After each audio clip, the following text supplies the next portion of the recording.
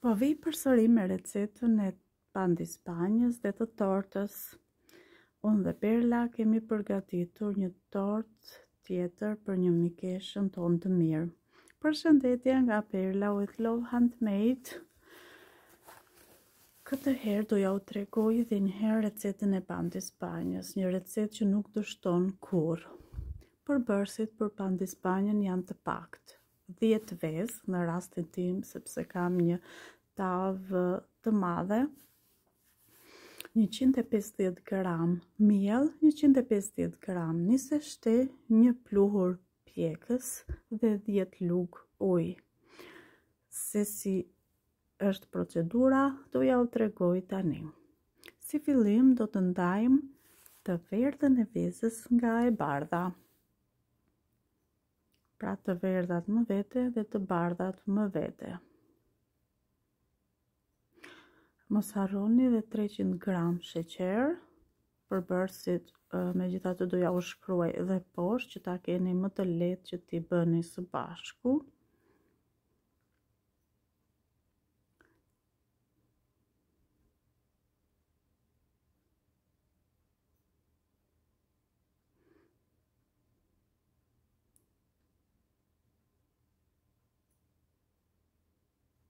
Pasi i kemi ndarë të bardhat nga të verdhat, do të shtojmë sheqerin te të bardhat e vezëve. Pra, te të bardhat do të shtojmë 300 gram sheqer dhe do t'i vendosim në rrasen elektrike me fuqinë maksimale.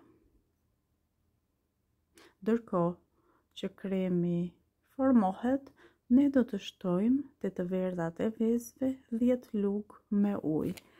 Pra nëse doni një tavë më të vogël dhe përgjysmoni sasitë, do të përgjysmoni edhe ujin. Aq kokra veza kemi, aq lugë ujë do të shtojmë. Siç e shikoni, kremi është i përgatitur. Ne tani shtojmë të verdhat e vezëve me ngadalë. Pra pjesë dhe i kavërdisim, i përziejmë me shumë ngadalë në mënyrë që mos të na prishet kremi. Ndërkohë që i kemi përzier, si në këtë mënyrë, do të shtojmë miellin, niseshten dhe pluhurin pjekës duke e situr. Është shumë e rëndësishme që ta sitim, se ndryshe formohet ngelen kokriza. Edhe miellin e shtojmë pjesë dhe patjetër që do ta trazojmë ngadalë dhe me kujdes. Derisa mielli të jetë tretur plotësisht dhe të jetë krijuar një brumë i tillë.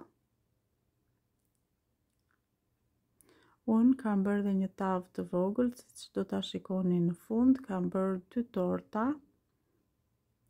një të madhe dhe një të vogël për fëmijët.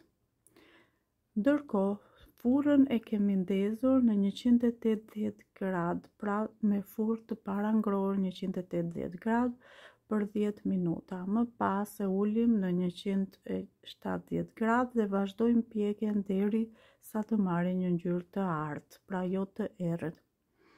E fikim sobën dhe e lëm 15 minuta pandispanjën brenda.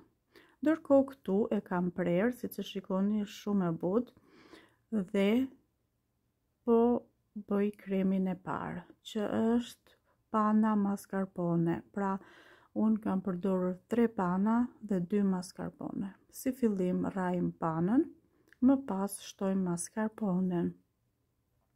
Kam përdorur pas shtrecës së parë të kremit fruta. Ju mund të përdorni sipas shijës tuaj, dhe Perla këtu që halule shtrydhen me krem. Kam vënë shtrecën e dytë të kremit, kam vënë reçel dhe përsipër pastaj shtrecën e dytë të pandispanjës. Këtu kam kremin e dytë. Nuk e di nëse i gjeni në Shqipëri këto tortën kreme nga Dr. Oetker, por nëse jo, përdorni edhe për jashtë të njëjtin krem si frapana mascarpone, vetëm se do të dyfishoni sasitë. Dhe këtu është dekorimi që unë kam bërë me lule shtrydhe dhe me blueberry. Si që shikoni, ka dalë shumë e bukur, shpresoj dhe shumë e shijshme, më thënë të drejtën, sepse nuk do ta provojmë ne. Faleminderit që më ndiqni dhe nëse keni dëshirë, bëni subscribe. Miropafshim.